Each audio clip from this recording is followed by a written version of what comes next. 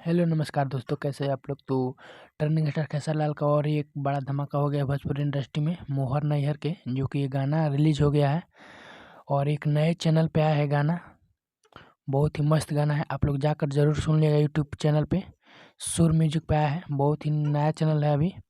और ये गाना 2 दिन में 2 मिलियन व्यूज़ प्राप्त कर लिया है। तो आप लोग इस गाने पर रील्स बनाइए और इस गाने को ट्रेंड में लाइए इंस्टाग्राम पे रील्स बनाकर। और मैं बता दूं कि इस गाने को जो लाइरिक दिए हैं कृष्णा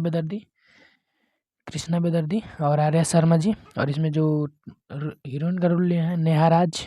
और ये बहुत ही बढ़िया सॉन्ग है, तो आप लोग इस गाने को जा कर के सुनिए। और इस जो गाना रिलीज हुआ है, शूटिंग हुआ है, बहुत ही खतरनाक शूटिंग हुआ है। ट्रेनिंग स्टार खेसारी लाल का पहला गाना ऐसा है जो शूटिंग हुआ है ऐसा, और ये थोड़ा अश्लीलता गाना में आ रहा है।